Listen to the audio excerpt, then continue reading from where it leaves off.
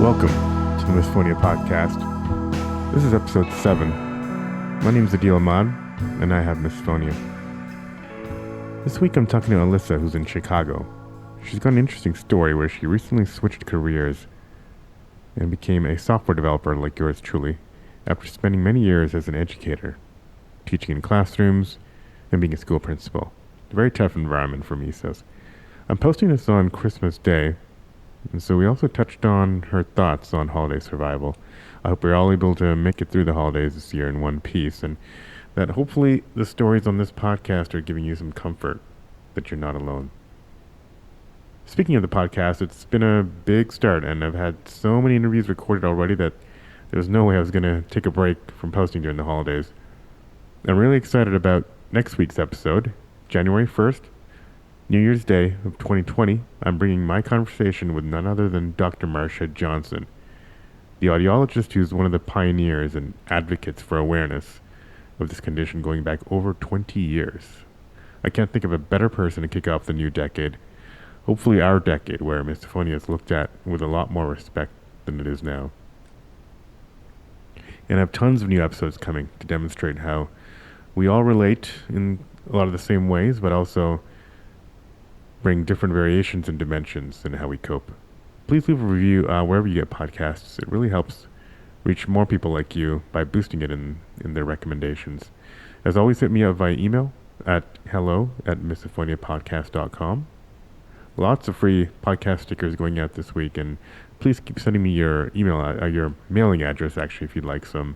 You can check out our Instagram to see how awesome they look. All right, enough of that. Let's get started with my conversation with Alyssa.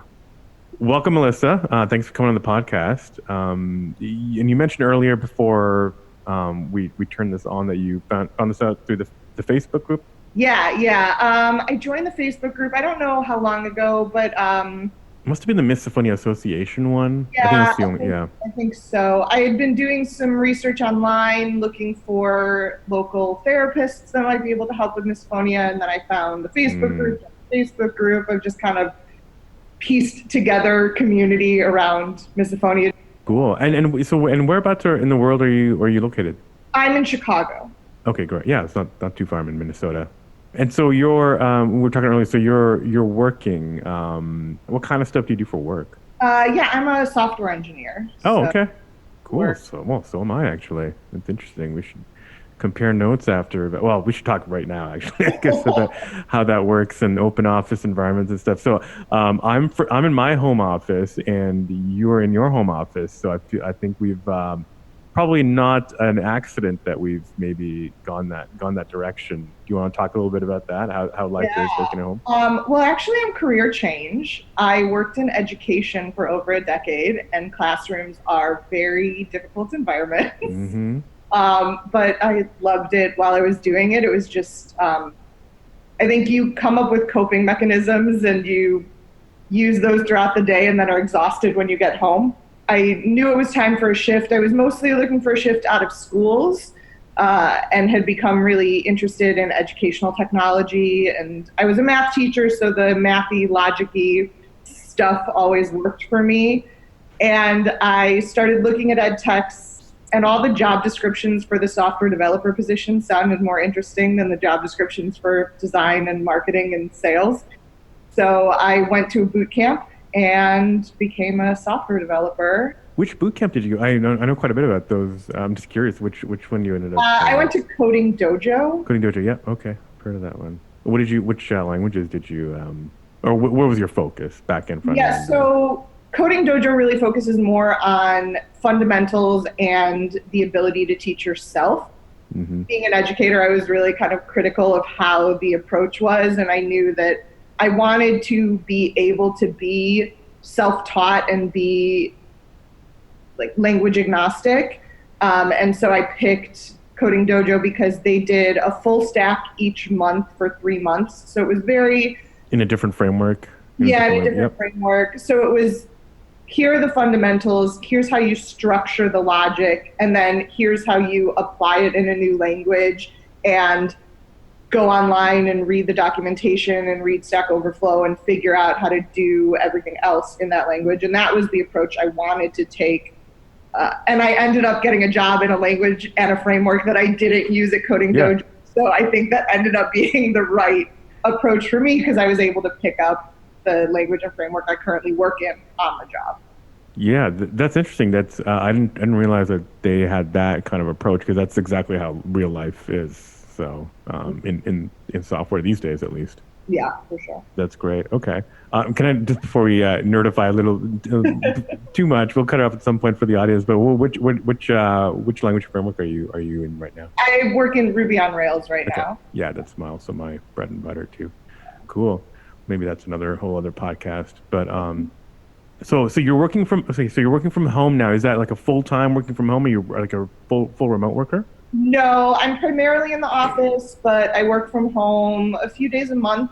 I have a regular appointment that I need to take on Mondays on alternating Mondays during my lunch hour. So I scheduled this on one of the days that I was going to be home already. Oh, yeah. Okay, cool. Woke up early, put in a little bit of extra work so I could block off some time. Yeah, that's awesome. That's awesome.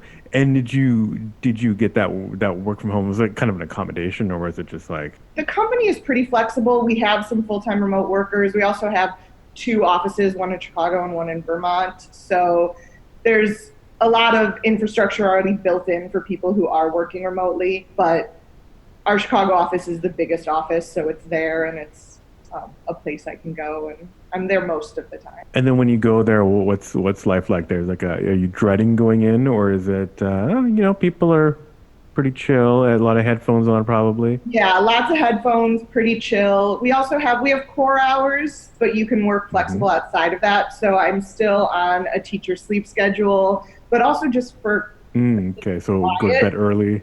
Yeah, for the sake of quiet, I'm one of the first few people in the office most mornings, and I usually have about an hour and a half before kind of everybody is there. And so I get an hour and a half of focused work, quiet time done. And then it's nice to be there for meetings. I think it's easier to participate in meetings when it's not remote. Whiteboards and all that, yeah. Yeah, so that's been nice. And then I'm able to kind of leave a little bit earlier at the end of the day, like right at the end of our core hours, because I'm in there earlier. Which works for me. My first desk in the office was right next to the kitchen, which was hard. Now I'm a little further away in a corner, which I like a little bit more. Oh, that's great. Yeah. And does everyone have to eat together? No. I've been at places where it's that's like you go out. Yeah, it's just the culture. There are like brown bag sessions every once in a while that I'll attend, but we don't really have any meeting space in the office that's big enough for those brown bags, so I can even call into those remotely from my desk. I can like see them through the window, but still call in remotely if I need a little. Yeah, that's quiet. But yeah, I think I also tend to eat lunch on the earlier side, so I'm usually in the kitchen with only like 2 or 3 other people. But yeah, lunchtime can be a tricky time for sure. Yeah. I mean, open office environments are tough, and they rightfully get a lot of crap. But in talking to somebody who's in tech, like it's there are ways around it. Yeah. Because these companies tend to be pretty flexible. They pretty much will give you headphones. My company would give us headphones for free. Yeah. And people don't just work at their desk, they move around, and that's just part of the culture. So a little plug for the software industry. It's definitely part of the culture to have headphones on. Nobody questions it that I have headphones on all day, because so does almost everybody else. And we do have a couple of like 1-person meeting rooms that I can reserve if I'm feeling like I need it. And that's for a lot of purposes. It's for mothers who need pumping space. It's for people who need to have a private meeting, people who need to take a phone call, or I sometimes use it just for an hour of work in an isolated space. Right. So switching gears and then just kind of going back in time. When did you hear that? When did you hear the name Misophonia? It was recently. I mean, maybe in the last 4 or 5 years, something like that. It's something I've known about for a while, but didn't have a name for. And so I think it was an article that someone shared with me after I had had conversations with them about why I walked away from meals. Yeah, it's usually then somebody quietly sends you an article with somebody holding their ears and screaming or something Yeah, in some stock exactly. photo. Yeah, one of those. Yeah. Yeah, that's how a lot of people found out about it. So but you kind of instantly recognized that this was you. Oh, right away. And then what were your kind of earliest memories going back even further? Earliest memories was finishing meals quickly and leaving the table as a child. Yep. Like that's definitely the earliest memory was I wouldn't stay at the table with my family. I would leave and then I would come back to clear the dishes because that was the rule. And then I remember kind of in my adolescence, that combination of the sensitivity to chewing and the adolescent attitude. I remember, calling out in aggressive ways, yelling at family members for chewing with their mouth open or talking with their mouth full. And that just kind of became a routine. Yeah, and they probably think that, it's just this is how our kid is showing their adolescence. Right. And it's a recognizable thing they're against, but they're just doing it and so there's no right. So nobody can tell that this is misophonia. Do you know what age around you started leaving the table? Was it? I don't remember, but I know it started fairly young because I don't even remember these but there were vacations where I would be sharing a room with my sister and I would end up sleeping in the bathroom because I couldn't fall asleep because she wasn't doing anything wrong. She was breathing, but I would fixate on the noise and I couldn't fall asleep and I would sleep in the bathroom. And that I don't remember that, so it must have been like, late single digits, early double digits, like 10, 11, 12, around then. So it's definitely been as far back as I can remember. Got it. And so you had a sister. You had both parents and a big family, or just kind of the one? There's 5 of us in the immediate family. So I have 2 younger sisters, but one of my sisters is 3 years younger, and my other sister is 11 years younger. So it definitely started before the youngest was born. So I had to have been 9 Gotcha. And everyone was triggering you. Was it just a big family? Family thing. Gotcha. Okay. Yeah, it was mostly family and meals. I don't have distinct memories of it at school until high school and college. But I'm not connecting things. I don't know. Yeah, I have a similar thing where it's family, and then somehow I did get out of school, finished all my college exams without totally being, doing them pretty well, or not remembering any major triggers. I do remember, I think maybe final years of college when we had exams in like a giant gym. Yeah. I think I have some memories of like, oh my God, but because it was, everything would echo and there was like hundreds of people in there.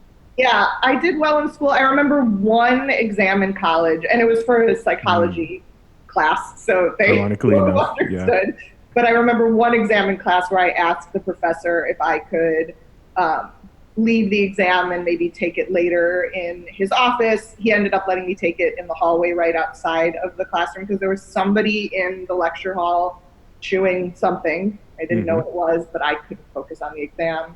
And that was the first time I really advocated for myself in that kind of way, where I talked to the professor and I said, listen, I'm not going to do well if I stay in the classroom and try and take this test. And he accommodated that. Yeah. So you got out of school and you decided to go into, is that when you went into teaching, into one of the first, one of the worst kind of possible environments for misophonia? I worked in the nonprofit world for a couple of years and then went back to school for a master's in education and started working in education. Yeah. Tough. Yeah. So you went to get more education. So how was there anything? Did you start to pick up more triggers at that point? When did things start to accelerate, if they did? So that program for my master's was a cohort program. It was a small group, and we would meet kind of in the evenings and during school breaks. And it was a small enough group that I don't remember there being significant triggers. And I had, we talked a lot about like vulnerability and being open. So I think there were a couple of times where I asked for specific things. So I don't remember that being terribly difficult. I do remember wanting to establish certain expectations in my classroom when I was a teacher around food in the classroom and, the tapping of pencils and pens, and fidget toys are a common thing for teachers to have. I taught middle school, so especially for middle school, and I was very specific around purchasing silent fidget toys. Yeah, because they're right. The ones I've seen are silent, but yeah. There are some that make a fair amount of noise. Companies got creative in a bad way, it sounds like. Yeah. Hmm. And at that point, were you coping mechanisms other than kind of, sounds like you brought it up with one teacher. How were you, and headphones maybe at that point? Like how were you dealing with that stuff?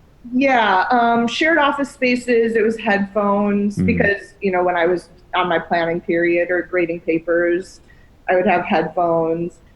Establishing expectations in my classroom. And I think I also tried to kind of time block things. So I knew the students wanted to tap their pencils and have a rhythmic thing. So I would say, like, we're going to save this part of the classroom to do that. And there would be like, don't tap your pencil during the lecture because we're going to have rhythm time or whatever it was. So those were some of my coping mechanisms. Yeah, I've heard that, where it's like, because it's a fight or flight thing, if you can set some kind of, if you can somehow time box it, then somehow your brain might recognize that this is not a threatening moment in time kind of thing. Yeah. I think too that and this is something I did for a lot of things, not just the misophonia, but I think I was very good at kind of tampering down things about myself and my own emotional reaction for the sake of my students, knowing that then, like, this is the school day, and when the school day ends, I'm going to go home to my space and my comfort zone.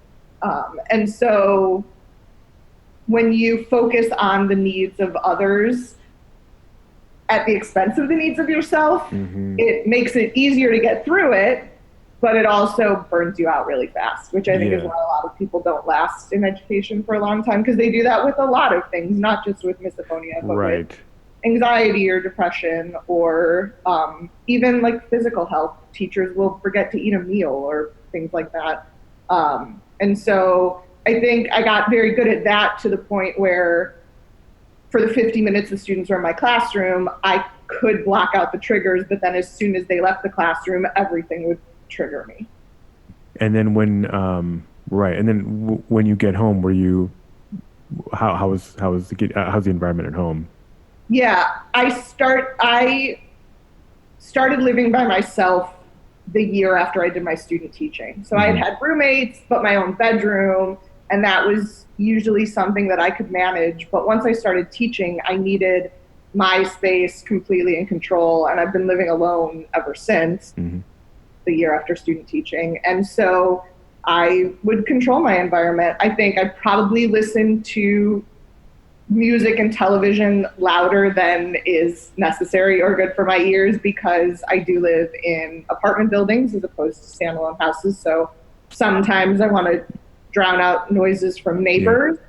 And I got really good at sleeping on my back and sleeping with noise canceling headphones on if there were neighbor noises at night. Gotcha. Okay, and which headphones do you use? I use Bose headphones. The full-on headphones, or do you use any of the? Yeah, the over-ear, the big.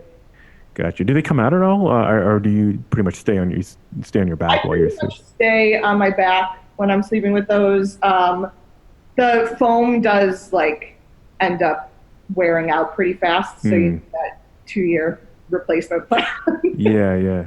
Yeah, interesting. I've got, I know I'm not really plugging anything, but there are the Bose. I also have, there's 3M work tunes. I don't know if you've seen those on Amazon, but they're not noise canceling, but they're meant for construction environments. So they're like, even without any music, they're 32 dB blocking.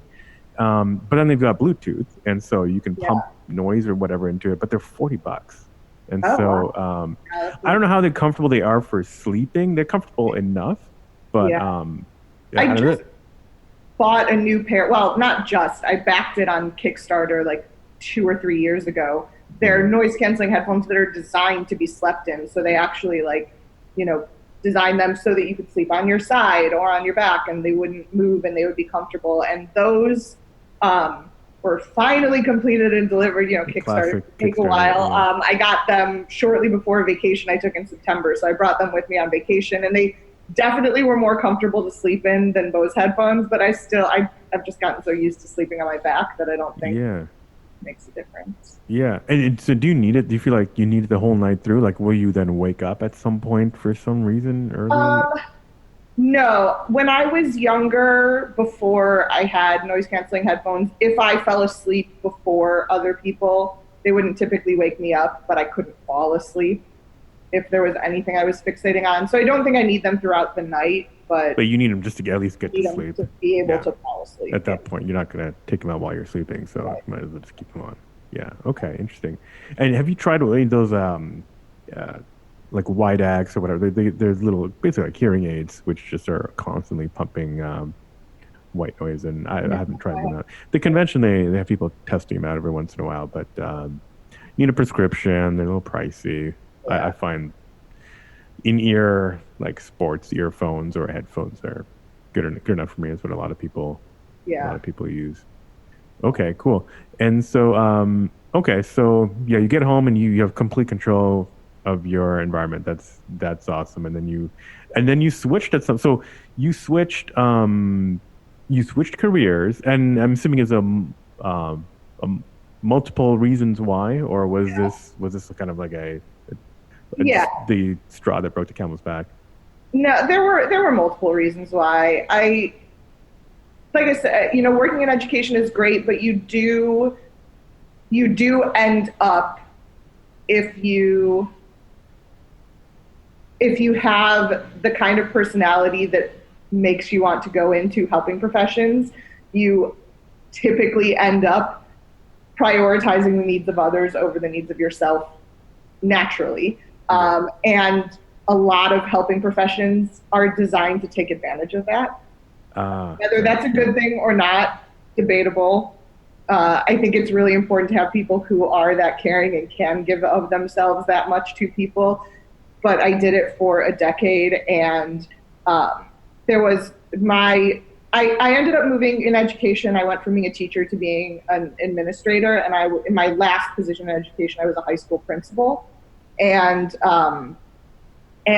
it was my second year as a principal. My sister was pregnant with my niece, and her due date was a date when the state was supposed to come and observe my school and do an evaluation. And my assistant principal and the manager of the charter network that I was working for, or the charter school that I was working for, had to tell me that it was okay to take the day off and that they would manage the observation and I could go to the hospital and meet my niece the day she was born. And that was a revelation to me, that somebody else had to tell me to prioritize my family over my job, and I didn't like that. So I think that was the straw that broke the camel's back. Yeah, that's a good one. But then there was a lot of reflection on kind of what I wanted out of life, why I valued working in education, and how I could meet that need without necessarily working in a school. And so I started thinking about looking for other jobs, and then I started thinking about defining for myself what I wanted out of work versus what I wanted out of life, and how to balance those.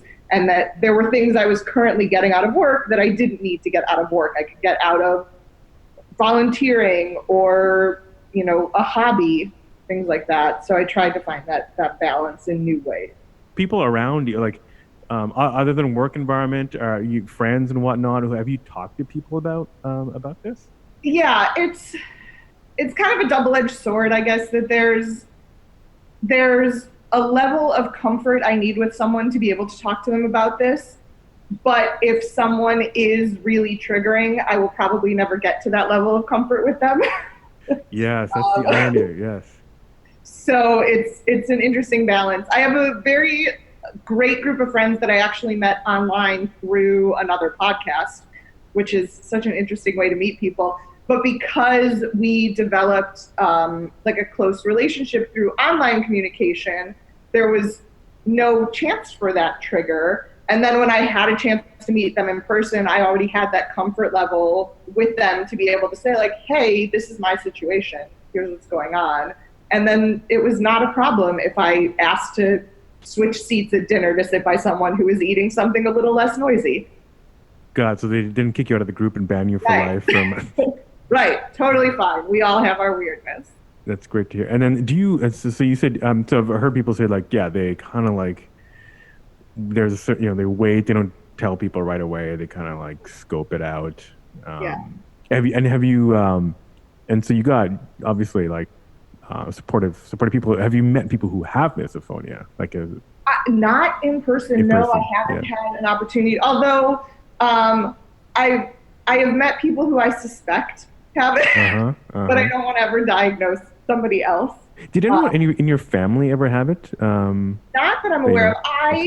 I think, and she passed when I was in my early teens, I think 13 or 14, mm-hmm. but I had a great Aunt Frida who I remember certain things about her, asking to change tables at restaurants, or asking to, stop playing with that thing. I think maybe she might have, but I was too young to know, and I don't think my family would have known because there was no word for it when I was younger, let alone who was. Yeah. Back then it was probably just weird old person thing or something. Yeah. That's what people thought. Yeah, but I just remember her being very particular.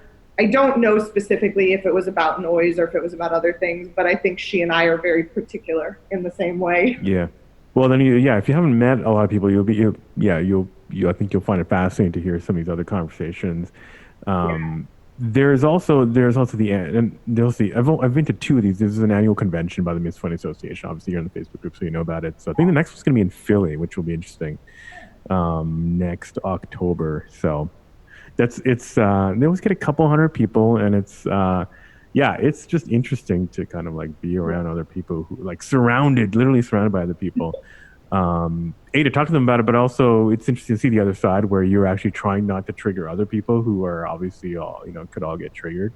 Yeah. But somehow, like the way you were time boxing things, it's a little bit subdued because you're in a safe space with everybody else. So I don't know when this is going to air. This might actually be after the holidays, but so this is might not be helpful for some people, but it's a dreaded time for people. So I don't know. Do you do anything for Thanksgiving or Christmas or? Yeah, we do. We do family stuff. I think it's a big family, and I find sometimes that generally loud, noisy places are sometimes easier for me than generally quiet places.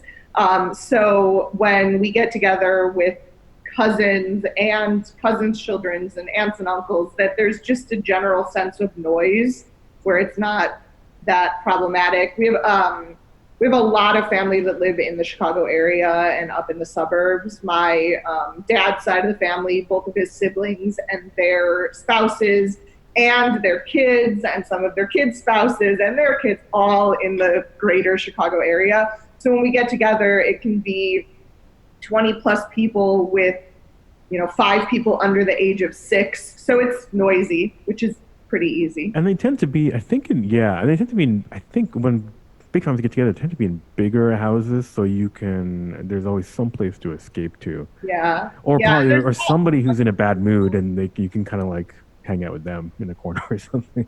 Yeah. There's not one table. There's, the kitchen is set up like a buffet, and you all kind of sit around where you want to eat. And any final, like, for people listening to who've never talked to anyone, and you're somebody, it sounds like you haven't really talked to a lot of people, but do you have any any advice you have for somebody? Yeah, I think I use metaphor a lot to explain it to people, because I think that it can be hard for people to believe or understand when you explain it to them for the first time. And so I found kind of a couple of tricks to explain it. There are noises that everyone has a physical reaction to, and I can get someone to empathize by asking them to think about when they had that physical reaction, and then say, okay, imagine if the list of noises that gave you that physical reaction were 30 long. that's a little bit of what I'm experiencing. And so if I'm asking you to put that thing away and stop tapping it on the table, it's not because I'm like being rude. It's because I'm having that physical reaction that you remember having, but I'm having it to this instead. So that's been helpful. And I have the same thing for the like visual thing, because sometimes people will there's a GIF of a jumping electrical tower. I don't know if you've ever seen it. I can send it to you, but it's like, it looks like one of those electrical towers with the wires just like jump low, and you can hear it even though it makes no noise. And so sometimes if I'm turning my back to you, it's because you're not making any noise, but you're doing something that my brain hears, even if it's silent. Yep. Or it's anticipating that something's going to happen. Yep. And so that is typically kind of how I make the first introduction of it to people, which I think is a trick too from education, that you try and build empathy with people. And so I found that to be very helpful. And then, sometimes just making an excuse if you don't feel comfortable. I have to get back to work. It's not ideal, and sometimes it'll create a barrier with people, but if that's enough to create a barrier with someone, then there are people that won't, I guess. Yeah, I mean, sometimes, the white lies are important sometimes. I mean, because the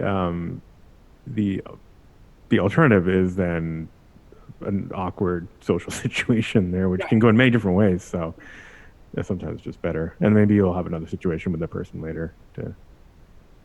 But I found too that if there are people that I really want to build a relationship with, and I want to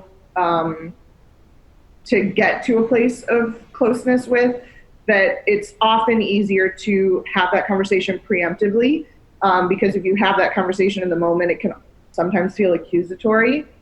So that I found to be helpful. So when I go on vacation with people for the first time, I'll explain in advance, like, hey, I'm going to retreat at some point to go to sleep, and I'm going to put headphones on, and I'm not doing that because I don't want to participate with the group. I'm not doing that because of X, Y, or Z. Like, I'm doing that because otherwise I won't sleep. Yeah, I'm taking care of myself. This is how my body is wired to work. Yeah. Cool. Okay. Well, great. This has been a great conversation. Thank you, Alyssa. I know a lot of people have been bottling this up for years. Then we hear that over and over. So I think this will benefit from hearing your experience and relate to a lot of the stuff that you're going through and you've gone through in the past. And I'm particularly fascinated about your journey into software. Thanks for coming on the podcast again. Right. Thank you, Alyssa, and thank you all for listening to the last episode of 2019.